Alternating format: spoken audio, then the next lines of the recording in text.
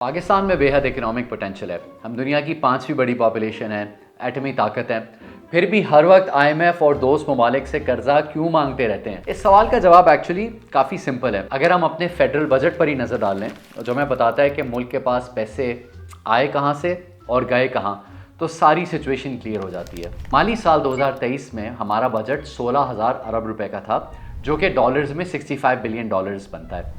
ताकि समझने में और याद रखने में भी आसानी हो, इमेजिन कर लेते हैं कि हमारा बजट 100 रुपये का था। तो हर बजट की तरह इस 100 रुपये में भी एक तरफ इनकम है और एक तरफ एक्सपेंसेस।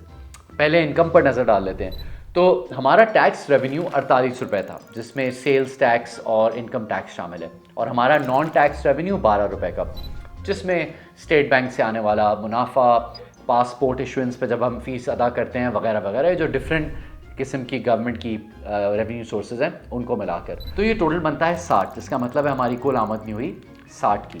अब एक्सपेंसेस साइड पर सबसे पहले डेट सर्विसिंग पर 35 रुपये का खर्चा हो जाता है। इसमें जो आज तक हमने कर्जा लिया है उसकी इंटरेस्ट और प्रिंसिपल पेमेंट शामिल होती हैं। इसके बाद डिफेंस पर 10, सिविल गवर्नमेंट की रनिंग पर 4, इसके बाद सिविलियन और मिलिट्री पेंशन्स पर 4, सब्सिडीज़ पर 7, ग्रांट्स पर 6, फिर प्रोविंसेस का शेयर 23 रुपये चले जाता है, जो कि NFC अवार्ड के तहत दिया जाता है। और फिर इसके बाद आखिर में जो 11 रुपये बचते हैं वो पब्लिक सेक्टर डेवलपमेंट प्रोग्राम पर मुख्तस किए जाते हैं। तो ये टोटल आपका बन गया 100 रुपये।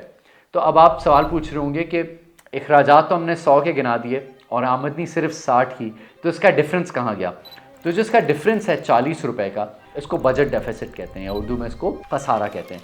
और ये खसारा हम हर साल कर्जा लेकर पूरा करते हैं। तो इसका मतलब ये है कि बाय द टाइम हम इंटरेस्ट पेमेंट्स, डिफेंस का एक्सपेंडिचर, सिविल गवर्नमेंट का एक्सपेंडिचर, पेंशन्स और सब्सिडीज़ पर पैसा खर्च करते हैं, तो हमारी आमदनी तो यहीं पर पूरी खर्च हो चुकी होती है। और उसके ऊपर हर एक रुपया जो खर्च होता है एजुकेशन पर, हेल्थ पर, प्रोविंसेस पर, डेवलपमेंट पर, वो कर्जा लेकर खर्च किया जाता है। और क्योंकि हर साल हमारा बजट डेफिसिट में होता है, हम हर साल मज़ीद कर्जा लेते हैं। 2019 में हमारा 100 रुपये में से डेफिसिट 41 रुपये का था। 2022 में भी 100 में से हमारा डेफिसिट 40 रुपये का था। तो ये ट्रेंड काफ़ी अरसे से चलता चला आ रहा है और इसकी वजह से हमारा टोटल कर्जा जो है वो बढ़ता जा रहा है। और जाहिर सी बात है कि अगर आउटस्टैंडिंग कर्जा बढ़ेगा तो जो उस पर डेट सर्विसिंग है, जो उसका इंटरेस्ट वगैरह पे होगा, वो भी बढ़ता जाएगा।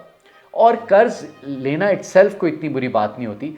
सवाल ये होता है कि आप कर्ज ले किस चीज़ के ले रहे हैं, डेवलपमेंट के लिए या करंट एक्सपेंसेस के लिए। ना डेवलपमेंट एक्सपेंसेस वो होते हैं जिनको खर्च करने से फ्यूचर इनकम पोटेंशियल बढ़ने का इम्कान होता है। मिसाल के तौर पे अगर हम एजुकेशन पे खर्च करें या इंफ्रास्ट्रक्चर पे खर्च करें या एनर्जी पे खर्च करें, तो उससे इकॉनमी का फ्यूचर प्रोडक्टिव पोटेंशियल ज़्यादा बढ़ता है।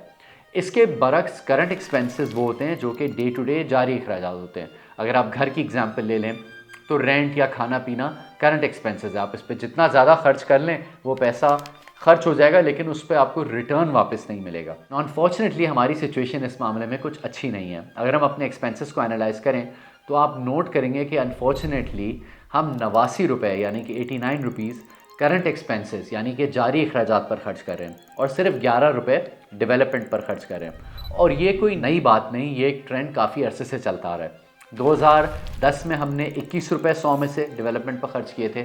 2018 में ये कम होते होते 14 पर आ गया और उसके बाद गिरते गिरते 2023 में हमने सिर्फ 11 रुपये डेवलपमेंट पर खर्च किए। तो आप खुद अंदाज़ा लगाएं कि एक घर हो या कंपनी या मुल्क, अगर आमदनी 60 रुपये की होगी, 40 रुपये का कर्जा लेंगे और ये टोटल 100 रुपये में से 89 रुपीज़ जारी अखराजात पर खर्च कर देंगे और सिर्फ 11 रुपये डेवलपमेंट लगाएंगे, तो आगे होगा क्या? सिंपल सी बात है, जब ग्रोथ रिलेटेड एक्सपेंसेस पर फोकस ही नहीं होगा तो ग्रोथ स्लो होगी और कर्जा बढ़ता जाएगा। और एग्जैक्टली ऐसा ही हुआ है। हमारा लोन पिछले 10 साल में 5.5% की एवरेज से बढ़ता रहा है। इसके बरक्स हमारा GDP हर साल सिर्फ 3.4% की एवरेज से बढ़ता रहा है। और इसी 10 साल के अरसे में इंडिया के GDP ने सालाना 6.2% की ग्रोथ रजिस्टर की और इसी अरसे में बांग्लादेश ने 6.5% की ग्रोथ रजिस्टर की। आज की वीडियो में हमने ओवरऑल बजट को एक्सप्लेन किया है। आने वाली वीडियोस में हम टैक्सेशन, एक्सपेंसेस और डेट को डिटेल में कवर करेंगे और हमारी पर्टिकुलरली जो नेक्स्ट वीडियो है वो टैक्सेशन के हवाले से होगी एंड आई एम श्योर आपको वो काफ़ी दिलचस्प लगेगी। Thank you for watching. आज की वीडियो के हवाले से अपनी सजेशंस हमें कमेंट्स में ज़रूर दें और इस वीडियो में जो भी डेटा इस्तेमाल हुआ है अगर आप उसकी मज़ीद तफसील में जाना चाहते हैं तो उसकी तमाम सोर्सेज डिस्क्रिप्शन में मौजूद हैं। थैंक यू एंड खुदा हाफिज़।